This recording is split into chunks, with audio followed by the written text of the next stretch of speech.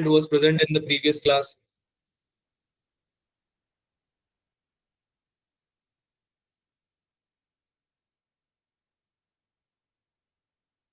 बेटा हाँ ना तो बोल दो, ना भी नहीं बोल रहे हो क्या? No sir. No sir. हाँ ठीक है, क्या बोले अब। I guess elasticity and viscosity हो गया था काफी, है ना। मुझे जहां तक पता चला है इलास्टिसिटी कंप्लीट हो गया था, ठीक है। और विस्कोसिटी से स्टार्ट करना था आई गेस, जो मुझे बताया गया है। खैर मुझे लग नहीं रहा कि तुम्हें कुछ फर्क पड़ता है कि हम कौन सा टॉपिक पढ़ते हैं। तो स्टार्ट करते हैं फिर विस्कोसिटी से, ठीक है। करें, स्टार्ट करें। Yes sir. Yes sir. Mechanics of solid की मैंने डीपीपी शेयर करी थी, कितने बच्चों ने देखी है? हैंड रेस करना जरा। मैकेनिक्स ऑफ सॉलिड की डीपीपी शेयर करी थी मैंने, बाकी ने क्यों नहीं देखी है? अरे बाकी बच्चों ने क्यों नहीं देखी है? तुम्हारे ग्रुप में आई थी ना डीपीपी, ऐसा थोड़ी ना है कि ग्रुप में नहीं आई थी डीपीपी। मैं देखने की बात कर रहा हूँ, तुम सॉल्व सॉल्व करना तो दूर की बात है, आप लोगों ने अगर देखी भी नहीं है तो फिर प्रॉब्लम है ना। ये तो 3 लेक्चर से चल रहा है इलास्टिसिटी, थर्ड लेक्चर है आज इलास्टिसिटी का। अगर आपने अभी भी डीपीपी नहीं देखी है तो आप कब देखेंगे? सॉल्व हुए क्वेश्चंस किए बाकी जिन्होंने किए हैं उन्होंने सॉल्व किए क्वेश्चंस? यस सर किए हैं। हुए, सॉल्व हुए? Yes sir. ठीक है। तो जो भी डाउट्स आ रहे हैं उनको ग्रुप में आप पूछ सकते हो। डाउट अगर नहीं आ रहे हैं तो क्वेश्चन और सॉल्व करो, ठीक है। रुकना नहीं है, पूरी डीपीपी कंप्लीट करनी है वो। उसके बाद फ्लूइड की भी डीपीपी कंप्लीट करनी है। फ्लूइड की मैं शेयर फ्लूइड का मैंने शायद प्रीवियस ईयर क्वेश्चन शेयर किया होगा। पीवाईक्यू शेयर किए थे क्या फ्लूइड के? No sir. तो अभी नहीं। फ्लूइड की डीपीपी अभी है नहीं, फ्लूइड की डीपीपी मैं आपको बाद में शेयर करूंगा। लेकिन आपके पास है ना मॉड्यूल जरूर होगा फ्लूइड का। फ्लूइड का मॉड्यूल यस। है यस सर। आपके पास, है ना। तो फ्लूइड के आज हम थोड़ा सा फ्लूइड भी पढ़ेंगे। फ्लूइड के आप मॉड्यूल से पढ़ लेना, कर लेना क्वेश्चंस अभी जब तक आपके पास नहीं मिलता वो, जो रिसोर्सेज की हम बात कर रहे हैं ना, पीवाईक्यू वगैरह की। तब तक आप क्या करोगे, आप सॉल्व करोगे मॉड्यूल से क्वेश्चंस, ठीक है। डन। और अगर वो हो जाते हैं तो आप मुझे पर्सनली या ग्रुप में इन्फॉर्म कर देना, आप मैं आपको और क्वेश्चंस दे दूंगा, राइट। तो ये दो टॉपिक है जिनको आपको कंप्लीट करके ही टेस्ट देने जाना है अपना। अब तुम्हारा शिफ्ट हो गया है वैसे तो, पता हो चल गया ना ये शिफ्ट हो गया paper? No no sir. Sir. Yes sir. नहीं पता चला क्या? आप लोगों का जो मेजर टेस्ट है उसका डेट शिफ्ट हो गया है। सर बोल रहे थे कि होगा, पर सर ने ये नहीं बताया कि कब होगा। 6 yes of sir. October, 6 of October. Sir 6 को मेरा बायो का एग्जाम है। बेटा लेकिन संडे तो उसी दिन आता है ना, अब क्या करें? अच्छा 6 को संडे। संडे को आपका एग्जाम हो गया स्कूल का? वैसे संडे को स्कूल के एग्जाम होते नहीं है जनरली, पर ठीक है। नहीं नहीं सर, फिर मेरे को गलत फहमी लगी होगी। हाँ। गलत फहमी है। नाजो नाजो, हैंड रेस किया बच्चा आपने। यार एक तो तुम बात भी नहीं करते ना, मैं तुम्हारा नाम भी नहीं पता। नाम बताओगे क्या अपना? मतलब ये तो नहीं होगा ऑब्वियसली, पर आपने हैंड रेस किया है बच्चा अपना, पहले डाउट पूछो आप। अच्छा वो हैंड रेस इसलिए कर रहा होगा शायद कि एग्जाम का पता चल गया होगा, चलो ठीक है। हाँ तो भाई जिनको नहीं पता है बता दूं मैं, 6 ऑफ अक्टूबर को आपका एग्जाम है, मेजर टेस्ट जो कि अभी था ना 29 ऑफ सितंबर को, वो शिफ्ट होकर 6 ऑफ अक्टूबर को हो गया है। तो आप लोगों के पास थोड़ा और टाइम मिल गया है। जिसके स्कूल में एग्जाम है, टेस्ट है, वो दो अच्छे से और प्रिपरेशन करो 11th और 12th दोनों के टॉपिक्स की। अच्छे खासा आपका 1/3 सिलेबस आ रहा है, पूरा नीट का जो सिलेबस है ना उसका 1/3 सिलेबस आ रहा है इस पेपर में, राइट। ऑलमोस्ट, नॉट कम्प्लीटली पर ऑलमोस्ट 1/3 या 1/4 सिलेबस आ रहा है। तो इस केस में आपके पास बहुत अच्छी अपॉर्चुनिटी है कि आप प्रिपेयर करके अच्छे से पेपर दे सकते हो। जिसका संडे को कोई एग्जाम है या कुछ भी प्रॉब्लम है, लाइफ में कुछ भी प्रॉब्लम है, वो पेपर बाद में दे लेना। अगर टाइम नहीं मिल रहा है तो बाद में आपको पीडीएफ शेयर हो जाएगी 3 घंटे का अलार्म लगा के, और फिर उसमें टाइमर लगा के और आप पेपर दे सकते हो। लेकिन पेपर देना जरूर। मेजर टेस्ट मिस नहीं होने चाहिए। यूनिट टेस्ट अगर आप मिस करते हो तो वो बाद में कवर किए जा सकते हैं, लेकिन मेजर टेस्ट मिस नहीं होने चाहिए बिल्कुल। एक चैप्टर और ऑलमोस्ट 8 to 10 चैप्टर्स, बहुत डिफरेंस होता है ना। चलो स्टार्ट करें क्लास आज की। Yes, sir. Yes, sir. Cool.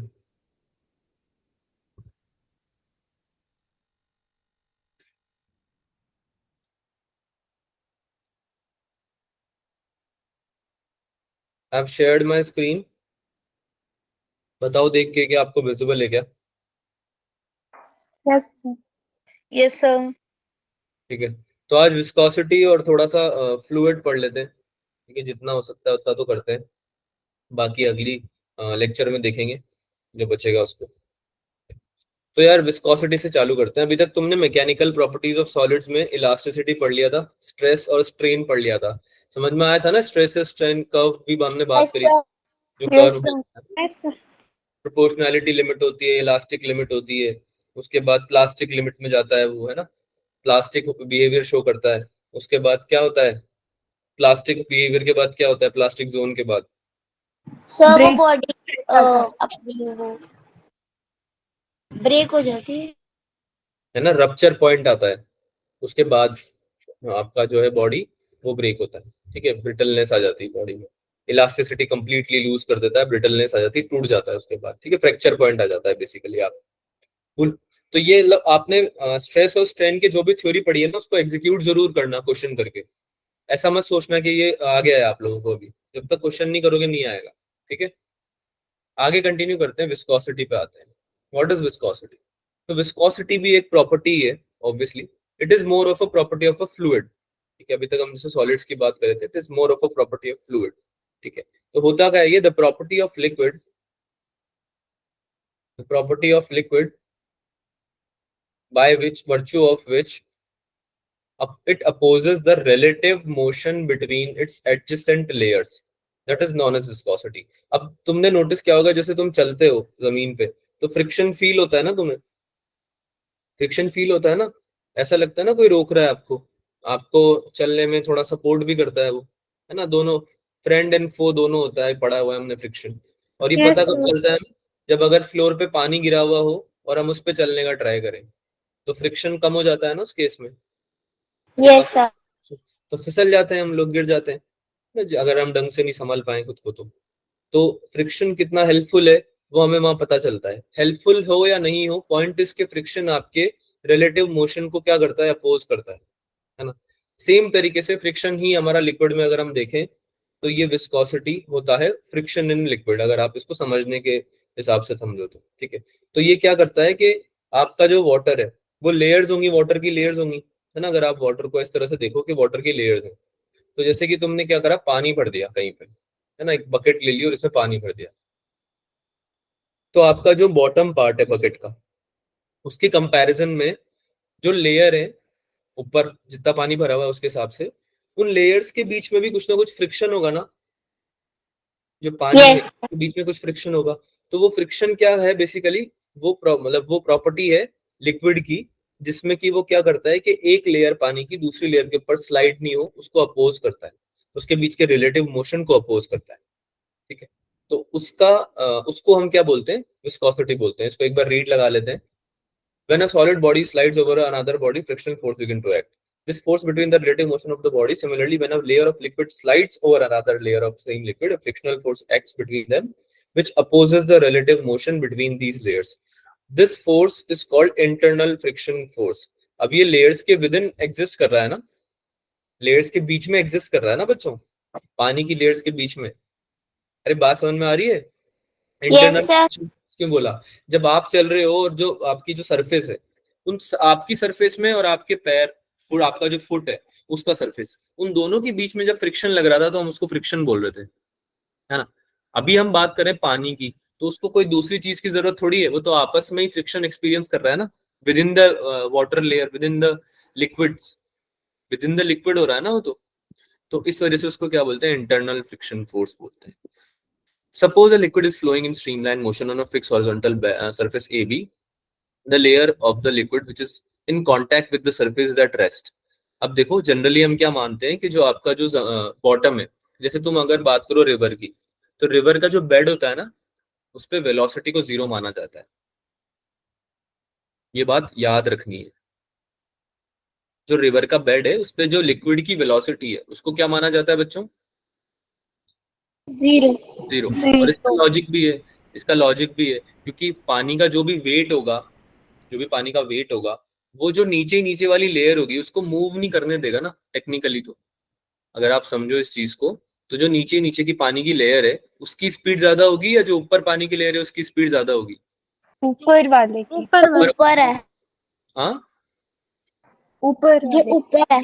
ऊपर वाले की। इसको आप ऐसे भी समझ सकते हो कि आपने वुडन ब्लॉक्स लगा दिए, बहुत सारे वुडन ब्लॉक्स लगा दिए, है ना, एक के ऊपर एक के ऊपर एक के ऊपर एक, ऐसे बहुत सारे लगा दिए, 20-30 लगा दिए। और आप उसको ऊपर, ये पूरे ब्लॉक का जो टावर बनाया आपने वुडन ब्लॉक्स का, इसके ऊपर आपने एक बड़ा सा पत्थर रख दिया, बहुत बड़ा, है ना, स्टोन, बिग हैवी स्टोन रख दिया। ठीक है, अब तुम क्या कर रहे हो कि इस पूरे वुडन ब्लॉक को धक्का मारने का ट्राई कर रहे हो एक साथ।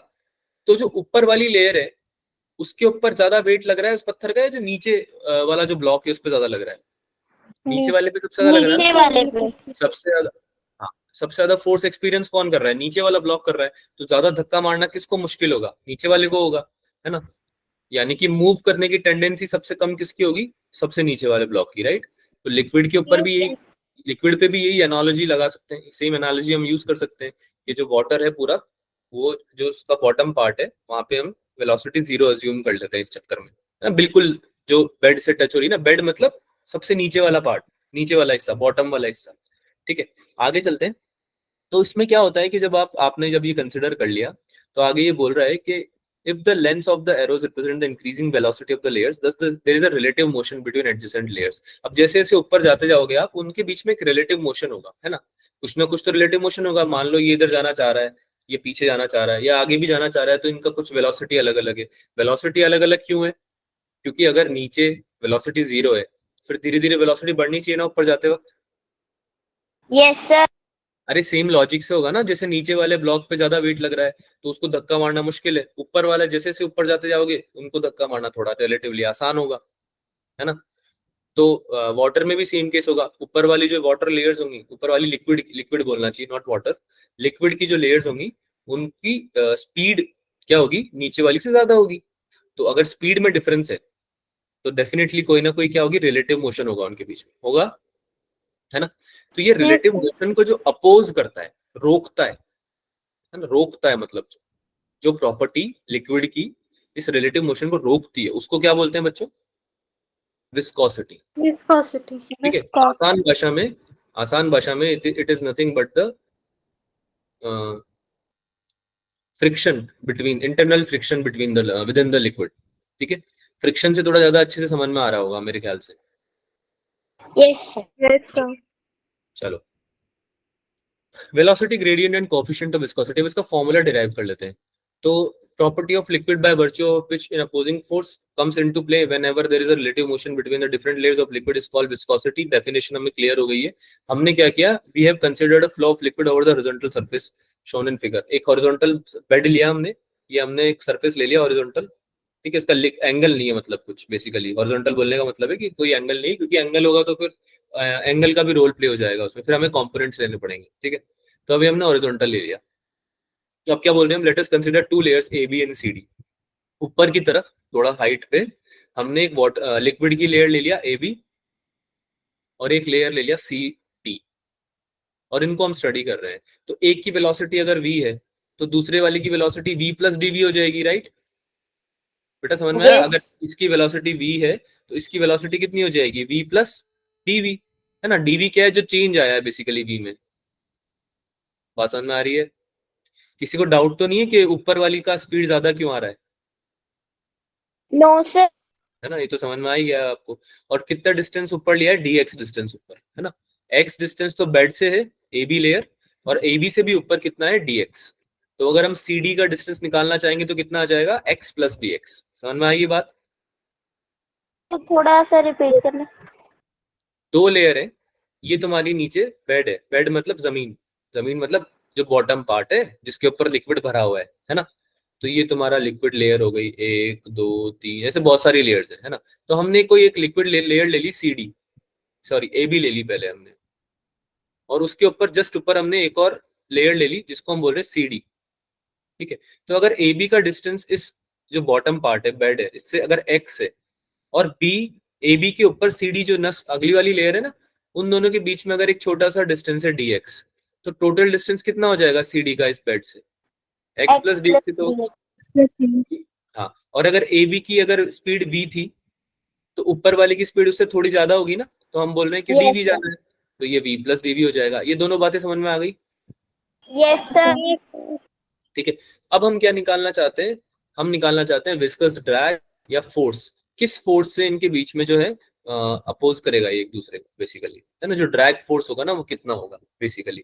तो फोर्स जो होगा वो डायरेक्टली प्रोपोर्शनल होगा, पहली बात तो एरिया के, directly proportional to the area of the layer and directly proportional to the velocity gradient also. ठीक है, जितना ज्यादा एरिया होगा उतना ज्यादा फोर्स लगेगा। अरे प्रेशर का फॉर्मूला भी तो ये होता है,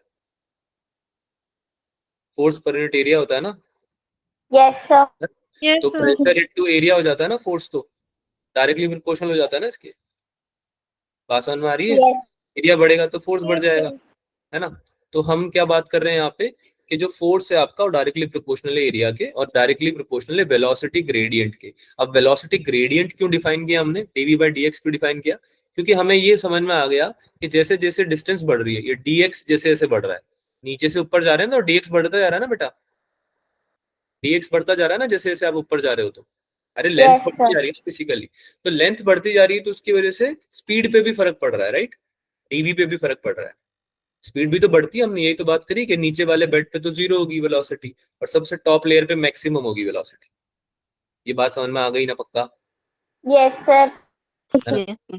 तो हम क्या बोल रहे हैं कि जो फोर्स, जो ड्रैग फोर्स निकालना चाह रहे हो ना भैया आप, उसका विस्कस ड्रैग जो आप निकालना चाह रहे हो, फोर्स कितना लगता है दो लेयर्स के बीच में, वो डायरेक्टली प्रोपोर्शनल होगा पहली बात तो एरिया के, कि कौन सी लेयर है उसका क्या एरिया है, फलाना फलाना। और उसके बाद आपका डीवी बाई डी एक्स जो वेलोसिटी ग्रेडियंट है, जो कि डिस्टेंस पे भी डिपेंड कर रहा है, उस पर डिपेंड करेगा, उसके डायरेक्टली प्रोपोर्शनल होगा। यानी कि अगर आपका डीवी बाई डी एक्स बढ़ेगा तो आपका फोर्स भी बढ़ जाएगा, है ना, which is very common thing, obviously obvious thing to understand. ठीक है, तो हमने एक एफ लिख दिया directly proportional A into dv by d x के, तो ऑब्वियसली हमें एक कांस्टेंट इंट्रोड्यूस करना पड़ेगा। तो हमने कांस्टेंट इंट्रोड्यूस कर दिया ईटा। ईटा क्या होता है? F equals to minus times eta A dv by d x, आपका फॉर्मूला बन गया, इसको नोट कर लो। ये आपका विस्कस ड्रैग का फॉर्मूला है, विस्कस ड्रैग फोर्स ना, विस्कस ड्रैग फोर्स का फॉर्मूला यार, नोट किया? Yes, sir. Yes, sir. ठीक है, इसमें ईटा क्या है? Coefficient of viscosity. जैसे उसमें हम निकालते थे ना फ्रिक्शनल फोर्स, कैसे निकालते थे? म्यू टाइम्स एन लिखते थे ना, Yes, sir. Mu times contact force. तो इसमें म्यू क्या होता था? Yes. कोफिशिएंट ऑफ फ्रिक्शन होता था ना। Yes, sir.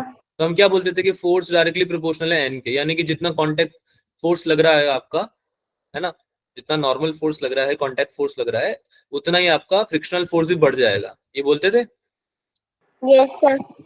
तो इसका कांस्टेंट ऑफ प्रोपोर्शनलिटी हटाने के लिए, प्रोपोर्शनलिटी साइन हटाने के लिए कांस्टेंट इंट्रोड्यूस किया हमने, कौन सा? म्यू, है ना, म्यू टाइम्स एन कर दिया। तो म्यू क्या था? कोफिशिएंट ऑफ फ्रिक्शन था। सेम तरीके से यहाँ पे भी हमने क्या किया, इस प्रोपोर्शनलिटी साइन को हटाने के लिए कांस्टेंट इंट्रोड्यूस कर दिया ईटा। अच्छा, माइनस साइन क्यों लगा रहे हैं हम? क्योंकि अपोजिंग फोर्स है ना, अपोज करता है ये।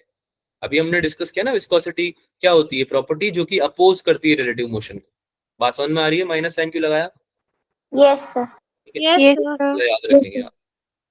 एक छोटा सा क्वेश्चन कर लेंगे इस बात पे। Yes, sir. Yes, sir. तो एक क्वेश्चन देता हूँ, जैसे कि ये बेड है आपका, वाटर बेड है, यहाँ पे लेयर्स हैं, पानी की लेयर्स हैं। ठीक है, ये आपका 10 मीटर पर सेकंड चल रहा है ऊपर वाला, 10 मीटर पर सेकंड से लेयर चल रही है, और ये 5 मीटर का आपका क्या है, डिस्टेंस है यहाँ से। ठीक है, आपको ही बोल रहा है ईटा आपका कोफिशिएंट अगर ऑफ विस्कोसिटी है अगर, तो आपका फोर्स कितना होगा, कितना ड्रैग फोर्स लगेगा इस पे ऊपर वाली लेयर में, बता दो कितना आंसर आएगा। अच्छा, एरिया भी चाहिए रहेगा हमें इस बेड का ना, इस लेयर का एरिया भी चाहिए रहेगा, तो इसका एरिया गिवन है आपको 2 मीटर स्क्वायर। बताओ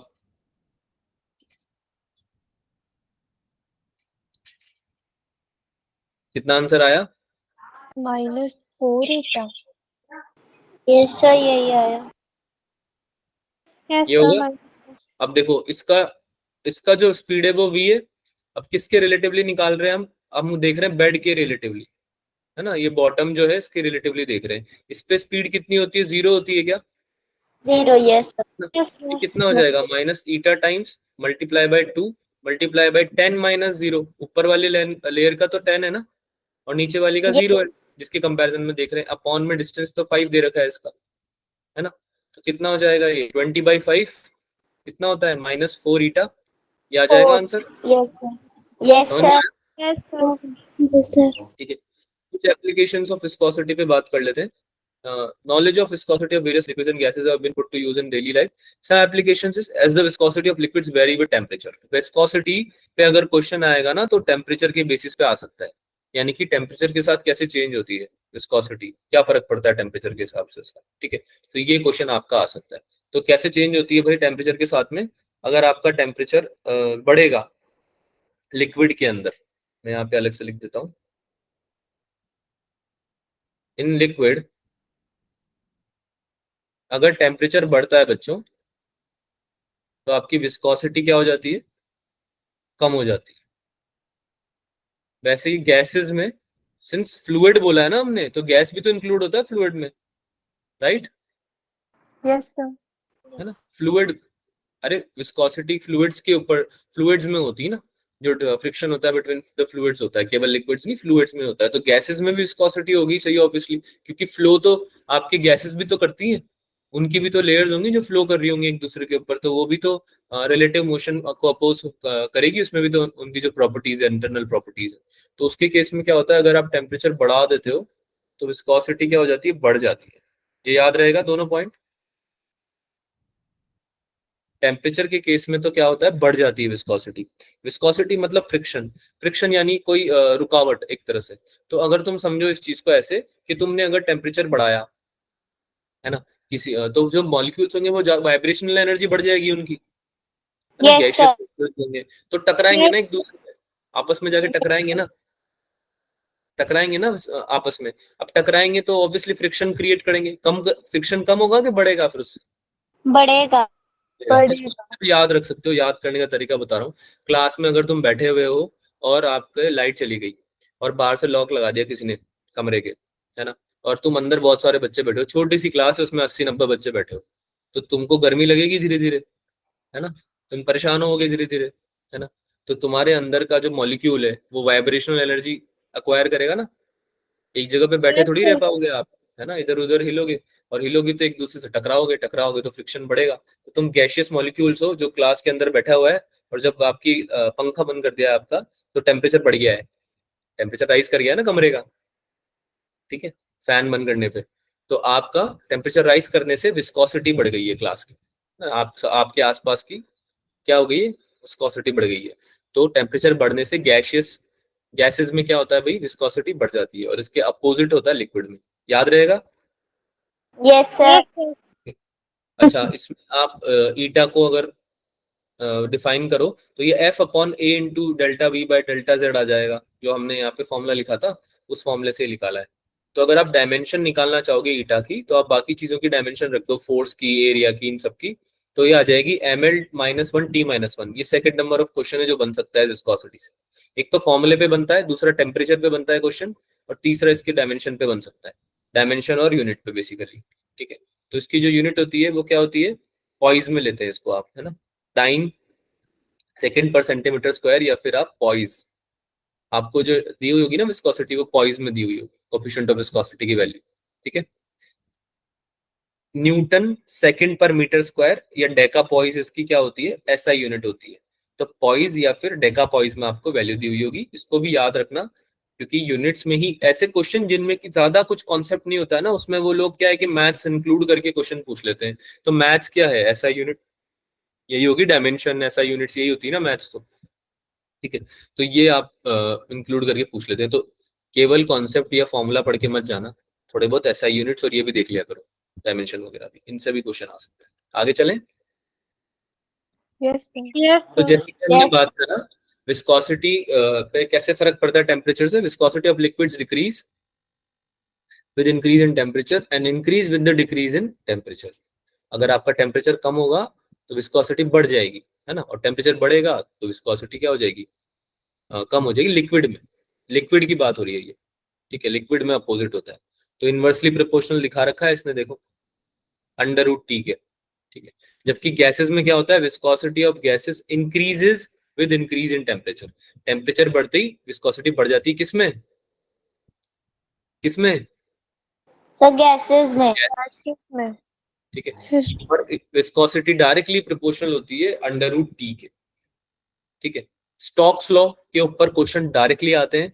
स्टोक्स लॉ कुछ नहीं है, जो विस्कस ड्रैग फोर्स अभी तुमने निकाला है ना, उसका रिलेशन है बेसिकली विस्कोसिटी के साथ में। F equals to, Stokes law क्या बोलता है, 6 पाई ईटा RV, जिसमें कि R क्या है, रेडियस, जो स्फेरिकल बॉडी है मान लो अगर आपकी कोई, और उसके ऊपर आप स्टोक्स लॉ लगा रहे हो, उसमें आप ड्रैग फोर्स निकालना चाह रहे हो, तो उसका रेडियस और जो वेलोसिटी है फ्लूइड की, फ्लूइड की वेलोसिटी याद रखना, जो स्फेरिकल बॉडी है उसकी वेलोसिटी मत ले लेना, वेलोसिटी v इन अ फ्लूइड, इन सॉरी स्फेरिकल बॉडी जो है उसकी वेलोसिटी इन अ फ्लूइड, या आप क्या लोगे v, और ईटा आपकी क्या हो जाएगी, विस्कोसिटी, और r क्या हो जाएगा, रेडियस, जो स्फेरिकल बॉडी है उसका। तो स्टोक्स लॉ के ऊपर भी क्वेश्चन बनते हैं, अगर आप कभी स्फेरिकल बॉडी नाम से कोई क्वेश्चन देखोगे, स्फेरिकल बॉडी दे रखी है ना, कोई फ्लूइड में, कोई बॉल आपने डाल दिया, किसी लिक्विड में डाल दिया, किसी फ्लूइड में डाल दिया, और उस केस में आपको इन्होंने पूछ लिया कि कितना ड्रैग फोर्स लगेगा उस बॉल पे, ठीक है, तो आप ये स्टोक्स लॉ यूज करके निकाल सकते हो। Cool. Yes terminal sir. Velocity के ऊपर भी क्वेश्चन आ सकता है। Terminal Yes, sir. वेलोसिटी और ये स्टोक्स लॉ जो है, ये सब कुछ पॉइंट्स हैं जिनके ऊपर कभी कभी क्वेश्चन आ सकते हैं। चांसेस कम है, आए नहीं है, लेकिन आ सकते हैं, ठीक है। तो when a body is dropped in a viscous fluid, it is first accelerated and then acceleration becomes zero. जैसे आपने कोई बॉल को लिक्विड में डाला, मान पानी का बकेट भरा हुआ था, आपके वाटर बकेट भरा हुआ था, उसमें आपने क्या डाला, बॉल को डाला, तो पहले तो एक्सेलरेट करेगा वो, है ना, पहले तो नीचे जाएगा एक्सेलरेट करते हुए, है ना, और उसके बाद एक पॉइंट के बाद उसका एक्सेलरेशन क्या हो जाएगा, जीरो हो जाएगा, and it attains a constant velocity. उस कांस्टेंट वेलोसिटी को क्या बोलते हैं हम, टर्मिनल वेलोसिटी बोलते हैं। बात समझ में आई क्या बोला मैंने? पहले Yes, करेगा क्योंकि ग्रेविटी की वजह से नीचे जाएगा ना एकदम से वो। अरे बात समझ yes, में आ रही है? sir. अगर तुमने बॉल को ड्रॉप भी किया तो भी वो नीचे पानी में तो पहले तो ग्रेविटी की वजह से तेज जाएगा ना, फोर्स के साथ जाएगा, एक जिसका कुछ एक्सेलरेशन होगा। तो एक्सेलरेशन पहले तो बढ़ता जाएगा, फिर कम हो जाएगा धीरे धीरे, और जैसे जैसे कम होगा एक पॉइंट पे आके जीरो हो जाएगा। एक्सेलरेशन जीरो हुआ इसका मतलब ये नहीं कि स्पीड जीरो हो गई है। एक्सेलरेशन जीरो हुआ इसका मतलब यहाँ पे क्या है कि भाई वेलोसिटी क्या हो गई है, कांस्टेंट। क्या हो गई है, कांस्टेंट। Constant. कांस्टेंट अब वो एक्सेलरेट नहीं कर रहा, अब वो कांस्टेंट स्पीड से जा रहा है, उस स्पीड को हम बोलते हैं टर्मिनल वेलोसिटी, ठीक है। इसको निकालने का फॉर्मूला होता है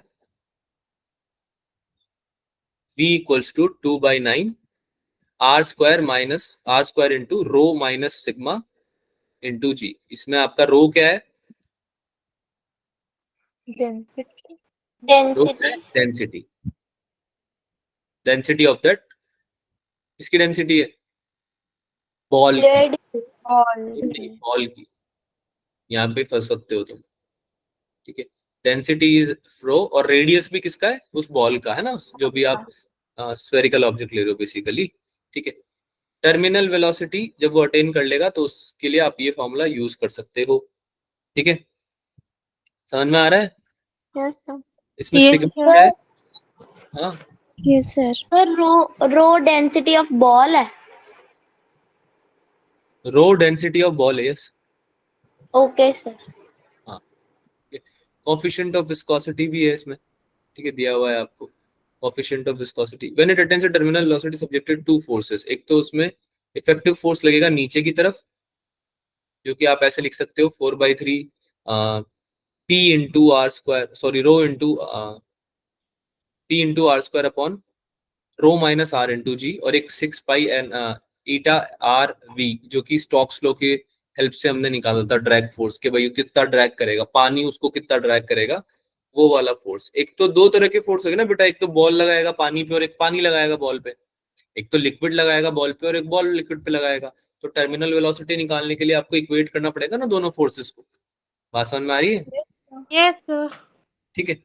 तो v जो होता है वो टर्मिनल वेलोसिटी हो जाएगा इस केस में, जो v आप स्टोक्स लॉ में यूज करते हो, ठीक है। तो ये फॉर्मूला याद रख लेना, इसके बाद तो ऐसा कुछ है नहीं याद रखने का। अच्छा ये एक पॉइंट है इंपॉर्टेंट, इसको पढ़ो।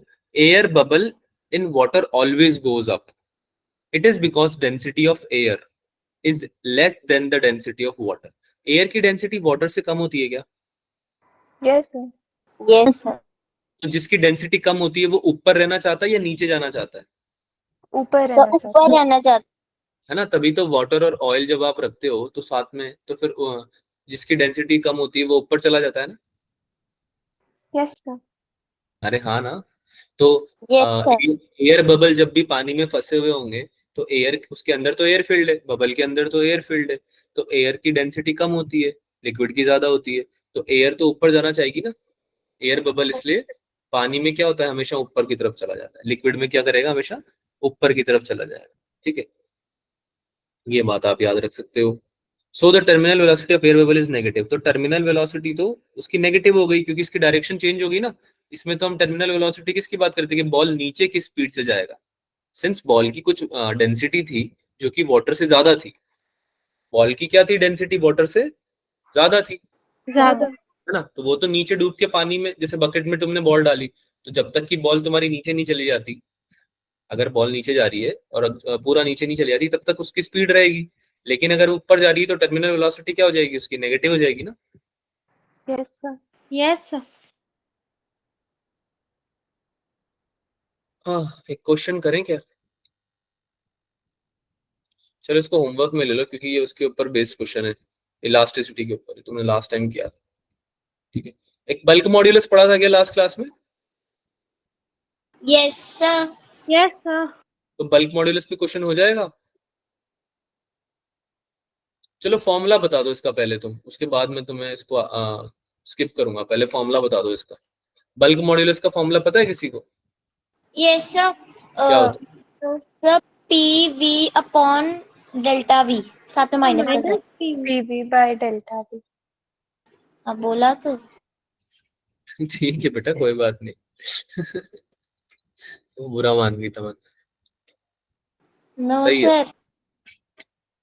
ठीक है। Delta P upon delta V by B, यही बोल रहे हो ना? अरे, change in pressure upon volumetric strain. Yes volumetric strain पढ़ा था ना, याद आ रहा है volumetric strain? Yes sir. Yes sir. Volume कितना चेंज हो रहा है बेसिकली आपका इनिशियल वॉल्यूम के कंपैरिजन में। ठीक है, तो ये फॉर्मूला अगर याद है तो कर लेना, इस क्वेश्चन हो जाएगा।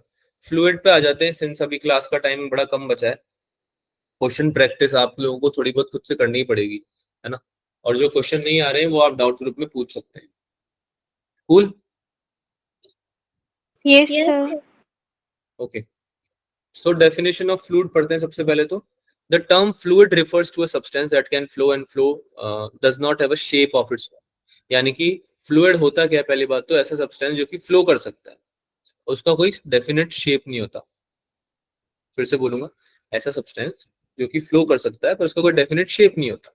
जैसे कि फ्लूइड में लिक्विड भी इन्वॉल्व होते हैं और गैसेस भी इन्वॉल्व होते हैं। इसकी प्रॉपर्टी क्या होती है भाई, डेंसिटी होती है कुछ ना कुछ, इसकी विस्कोसिटी होगी डेफिनेटली अगर फ्लूइड है तो, बल्क मॉड्यूलस ऑफ इलास्टिसिटी होगा जो हमने पढ़ा हुआ है।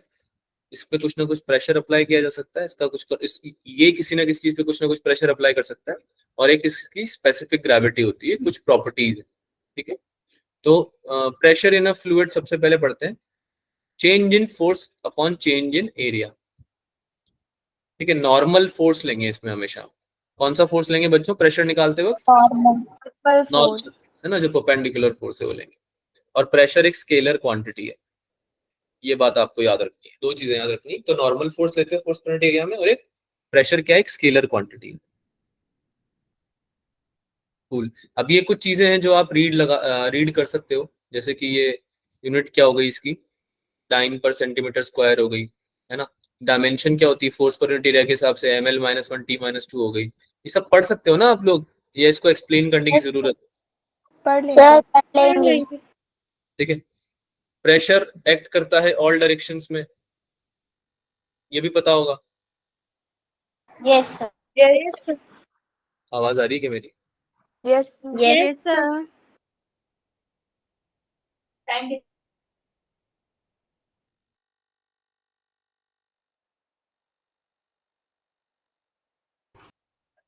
हेलो, यस सर आ रही है। Yes, sir. Cool. At a point, pressure acts in all directions and a definite direction is not associated with it. यानी कि एक पॉइंट पे लिक्विड में, फ्लूइड में अगर आप कोई पॉइंट चेक करोगे तो उस पॉइंट पे प्रेशर जो लग रहा होता है वो हर डायरेक्शन में लग रहा होता है, हर डायरेक्शन। ठीक है, ये बात सबसे इंपॉर्टेंट है और किसी डेफिनेट डायरेक्शन एसोसिएटेड नहीं होती उससे। So pressure is a tensor quantity. Pressure is a tensor quantity अगर आपको कोई पूछे तो। अदरवाइज अगर टेंसर नहीं दिया हुआ तो फिर आप स्केलर मार्क करके आओ। ठीक है, लेकिन वेक्टर नहीं है, it is not a vector quantity, ये बात याद रखना। एटमॉस्फेरिक प्रेशर पता है सबको क्या होता है?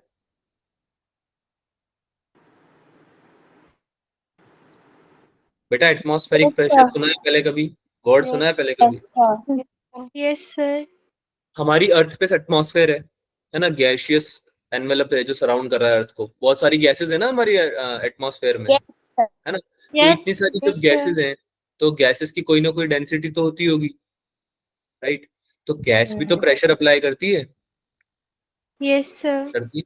अगर तुम वैक्यूम में रह रहे होते जहाँ पे कोई गैस नहीं होती तो तुम्हारे ऊपर कोई प्रेशर लगता क्या? नहीं लगता, है ना। कोई प्रेशर लगता है नहीं, कोई लगाने वाला ही नहीं होता। पर अभी तो तुम्हारे ऊपर गैसेस है ना बहुत सारी, तुमको दिखती नहीं है, इसका मतलब ये थोड़ी ना है कि है नहीं। अरे बात समझ में आ रही है? और किसी को ऐसा Yes, तो नहीं sir. लगता केवल ऑक्सीजन है तुम्हारे आसपास? No sir. no, no sir. बहुत ऑक्सीजन तो बहुत कम होती है ना। Yes sir. ऑक्सीजन की तो वैल्यू बहुत कम होती है। लेकिन इतनी सारी गैसेस हैं, सबकी अलग अलग डेंसिटीज हैं, तो उनकी वजह से कोई ना कोई प्रेशर तो लग ही रहा होगा, है ना। तो वो जो प्रेशर ये गैसेस लगाती हैं, एटमॉस्फेयर लगाता है, उसको क्या बोलते हैं हम? Atmospheric pressure. क्या बोलते हैं? Atmospheric pressure. इसकी वैल्यू जो हम लेते हैं वो लेते हैं 1 atm, यानी 1 एटमॉस्फेरिक प्रेशर। या फिर इसको अगर पास्कल की वैल्यू में निकालना चाहें, जो कि जनरली आता भी है, पूछते भी है, तो ये होता है 1.01 इंटू 10⁵ पास्कल। तो ये कन्वर्जन बहुत इंपॉर्टेंट है बच्चों, क्वेश्चंस में ये आपको जरूरी नहीं देते, मोस्टली नहीं देंगे। ठीक है, तो ये आपको याद होना चाहिए कि 1 atm इक्वल्स टू कितना होता है? 1.01 इंटू 10⁵ पास्कल। इसको आप 1.03 बार भी लिख सकते हो। बार सुना है ना, ये यूनिट होती है प्रेशर की, यस सर। है ना। और टॉर भी यूनिट होती है, TORR। 760 टॉर के इक्वल भी होता है 1 atm। ये कुछ कन्वर्जन्स हैं जो कि आपको हेल्प कर सकते हैं क्वेश्चन सॉल्व करने में, क्योंकि जरूरी नहीं है आपको एग्जामिनर दे दे कन्वर्जन। ठीक है, चलो कुछ बेसिक चीजें पढ़ते हैं, जैसे कि P0 is the atmospheric pressure. P0 क्या है? एटमॉस्फेरिक प्रेशर है। अब एटमॉस्फेरिक प्रेशर तो टॉप लेयर पे ही लगेगा, सही बात है। Atmospheric Yes. प्रेशर लगेगा तो Yes, टॉप sir. लेयर पे, है ना। फिर P0 बोल देते हैं हम उसको कि कितना लग रहा है भाई, P0 लग रहा है। ठीक है, आगे बोल रहा है ये then for a point at depth h। एक पॉइंट ले लिया तुमने जो h हाइट नीचे है, ठीक है, सरफेस के, जो टॉप सरफेस है उससे, ठीक है। और लिक्विड की डेंसिटी जो तुम ले रहे हो वो ले रहे हो रो। हाइड्रोस्टैटिक प्रेशर कितना लगेगा उस पॉइंट पे, ये सबसे इंपॉर्टेंट इक्वेशन है। इस पॉइंट पे कितना प्रेशर लगेगा, टोटल कितना प्रेशर लगेगा। तो ये एक तो P0 हो जाएगा। अरे ऊपर से जो प्रेशर लग रहा है वो तो होगा ही सही ना, जो एटमॉस्फेयर लगा रहा है। नहीं समझ में यस आया? सर। अगर तुमने Yes, जो sir. wooden blocks ले रखे हैं, तुमने जो वुडन ब्लॉक्स ले रखे हैं, तुमने पत्थर तो भले ही ऊपर वाले पे रखा हो, पर क्या जो बीच वाला ब्लॉक है या नीचे वाले ब्लॉक्स हैं वो प्रेशर फील नहीं करेंगे क्या उस पत्थर की वजह से? करेंगे। करेंगे। करेंगे सही ना, ऑब्वियसली। ठीक है, तो एटमॉस्फेरिक प्रेशर का जो इम्पैक्ट है वो आएगा इसी इस पॉइंट पे। तो हमने उसको बोल दिया कि P0 तो भाई एटमॉस्फेयर लगा रहा था। अब उस प्रेशर की बात करते हैं जो कि लगा रहा है कौन? तुम्हारा फ्लूइड। कौन सा फ्लूइड? कौन सा लिक्विड? कौन से लिक्विड की बात कर रहे हैं हम? ये जो बोल रहे हैं हम कि लिक्विड जो प्रेशर लगा रहा है, और ये जो लिक्विड डायग्राम में बना है वो वाला। लिक्विड पूरा डायग्राम में? नो सर, जहाँ पे जो बॉडी है ना, वो मतलब बॉल, उसके ऊपर वाला जो हाँ, है। जो पॉइंट है ना उसके ऊपर कितनी हाइट है, वो हाइट का कवरेज लेके जो प्रेशर आपका इम्पैक्ट आ रहा है ना, प्रेशर आ रहा है जो लिक्विड का, वो आप इसमें काउंट करोगे। यानी पॉइंट के ऊपर अगर h हाइट है तो h हाइट की वजह से कितना प्रेशर आ रहा है, h हाइट पे जितना लिक्विड है वो कितना प्रेशर अप्लाई कर पा रहा है उस पॉइंट पे, उसको आपको ऐड करना है एटमॉस्फेरिक प्रेशर से, वो आपका टोटल प्रेशर हो जाएगा। तो कितना हो जाएगा ये, rho into G into H. ये बात समझ में आती है? Yes sir. Yes, sir. Yes, sir. Rho क्या होता है इसमें? Density of the liquid. Liquid. Density of liquid. G क्या होता है? Acceleration. Acceleration due to gravity. हाँ ये बताइए, एक्सीलरेशन ड्यू टू ग्रेविटी होता है। और एच क्या है? हाइट अबाउ द पॉइंट, है ना? H is height about the point P.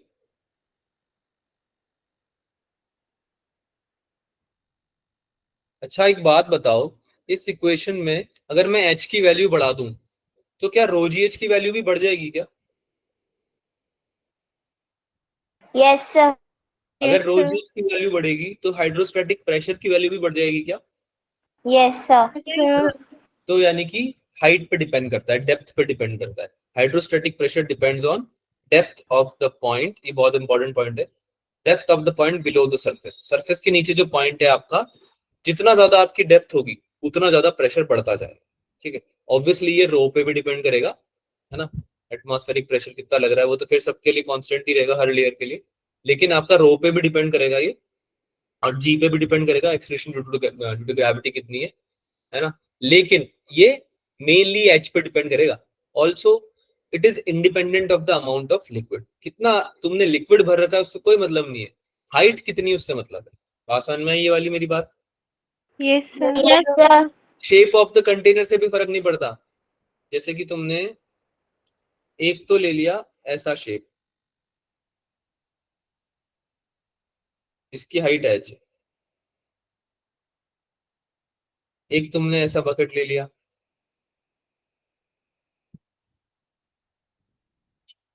इस पानी की हाइट भी एच है। क्या इन दोनों पे प्रेशर सेम रहेगा या अलग रहेगा? सेम रहेगा। Same. इन दोनों पे प्रेशर जो रहेगा वो कितना रहेगा? सेम, पी प्रेशर है ना? क्योंकि ये केवल हाइट पे डिपेंड कर रहा है। अगर दोनों का रो सेम है तो डेंसिटी सेम है। ठीक है, अरे हाँ ना बोल Yes, दो। Yes, sir. sir. ठीक है, आगे देखते हैं। Variation of pressure with height. Assumption, height के हिसाब से चेंज कैसे हो रहा है प्रेशर, उसको निकालने का ट्राई करें। अजम्पशन लेते हैं कुछ। एक तो एक्सेलरेशन नहीं हो रहा है लिक्विड में, ठीक है? लिक्विड एक्सेलरेट नहीं कर रहा है, कांस्टेंट स्पीड से चल रहा है। यूनिफॉर्म डेंसिटी है पूरे लिक्विड की, यानी कि आप जो फॉर्मूला लगाने वाले हो वो आप कांस्टेंट डेंसिटी पे लगाओगे। ऐसे नहीं कि कुछ पार्ट का लिक्विड तो आपका रो है, कुछ पार्ट का रो 2 रो हो गया, फिर 5 रो हो गया, ऐसे नहीं, है ना? आपको ये अजम्पशंस मान के ही आप जो है प्रेशर निकाल सकते हो एच हाइट के ऊपर जो आ रहा है। ठीक है, एच हाइट के अकॉर्डिंगली जो आ रहा है। ग्रेविटी यूनिफॉर्म होनी चाहिए। स्मॉल जी की वैल्यू ऐसा नहीं चेंज होने जानी चाहिए बार बार, है ना? स्मॉल जी की वैल्यू चेंज हो जाएगी। अब चेंज कैसे हो सकती है? तुम सोच रहे होंगे कि सर अर्थ पे मेजर कर रहे हो तो स्मॉल जी की वैल्यू तो वही रहने वाली है, यही सोच रहे हो ना? अरे यही सोच रहे हो ना, लेकिन तुम एक्सेलरेट तो कर सकते हो ना, बॉडी को लिफ्ट में रख दिया तुमने, फिर तो जी नहीं होगा ना, वो जी प्लस ए या जी माइनस ए हो जाएगा लिफ्ट के एक्सेलरेशन के हिसाब से, है ना? तो फिर इस केस में फिर हमको फॉर्मूले में भी बदलाव करना पड़ेगा अकॉर्डिंगली, सेम फॉर्मूला नहीं अप्लाई कर सकते। So weight of the small element DH is balanced by excessive pressure. DH हमने एक छोटा सा एलिमेंट ले लिया पानी के अंदर, लिक्विड के अंदर ले लिया, और उसको हम बोल रहे हैं कि डीएच इसकी लेंथ है, और उस पे वेट कितना लग रहा है स्मॉल एलिमेंट पे, उसके ऊपर वाले लिक्विड का ऑब्वियसली, है ना? वो क्या हो जाएगा? बैलेंस हो जाएगा एक्सेस प्रेशर से। ठीक है, वेट जो लग रहा है ना पानी का, उस वो बैलेंस हो जाएगा प्रेशर से। इसका मतलब है कि D P by D H will be equals to rho G. Rho G मतलब समझ में आता है?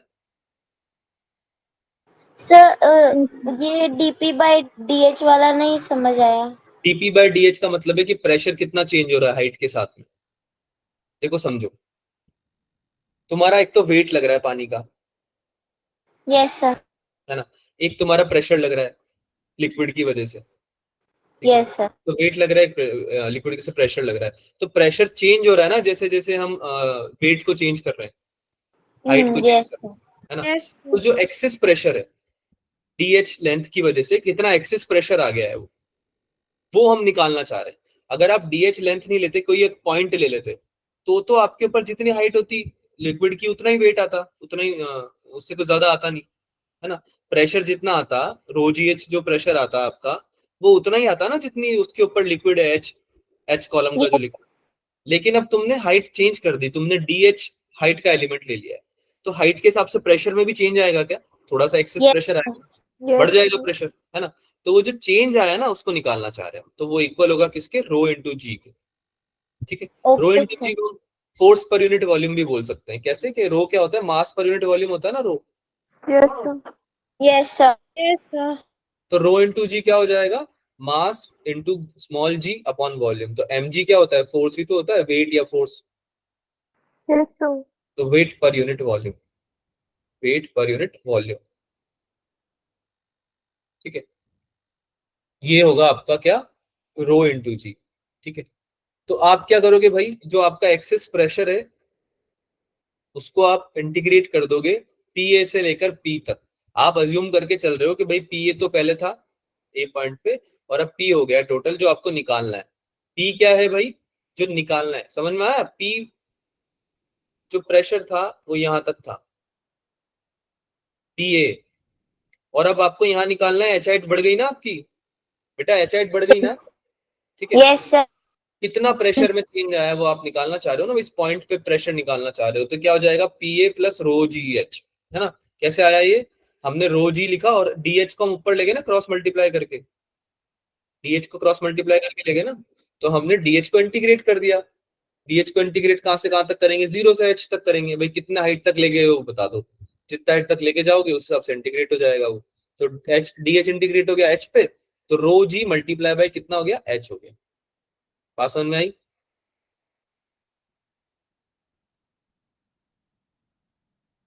Yes, फिर sir. फिर से समझाना है क्या? हाँ ना तो बोलो। आ गई sir. ठीक है। पास्कल लॉ है सबसे इंपॉर्टेंट। पास्कल लॉ कुछ नहीं बोलता, pressure in a liquid is change at particular point, change is transmitted to the entire liquid without being diminished in magnitude. अगर आप प्रेशर डालोगे किसी लिक्विड पे, तो सिंस आपने डिस्कस किया था कि भाई प्रेशर हर डायरेक्शन में लगता है, वो जो आप प्रेशर डाल रहे हो जिस पॉइंट पे, वो क्या हो जाएगा? ट्रांसमिट हो जाएगा पूरे लिक्विड पे। यानी कि अगर आपने ऊपर वाली लेयर पे प्रेशर लगाया, पूरे लिक्विड पे प्रेशर ट्रांसफर हो जाता है, ठीक है। तो जैसे ऊपर वाले केस में PA is increase by some amount, then P must increase. अगर पीए बढ़ेगा तो पी भी बढ़ेगा आपका। ये पी ए जो है ना, ए पॉइंट पे, ऊपर वाले पॉइंट पे जो प्रेशर लग रहा है, वो अगर आपका बढ़ेगा तो नेट प्रेशर भी आपका क्या हो जाएगा? बढ़ जाएगा, But ठीक है। यानी कि एक जगह से अगर आप प्रेशर बढ़ाओगे तो दूसरी जगह भी प्रेशर बढ़ेगा। बात समझ में आ रही है? Yes, Yes, sir. sir. ठीक है। हाइड्रोलिक प्रेस एक एग्जांपल है इसका। हाइड्रोलिक प्रेस को सॉल्व करने का तरीका होता है F upon A into W upon ए। इसमें एक ऐसा कुछ क्वेश्चन देखा होगा आपने कभी,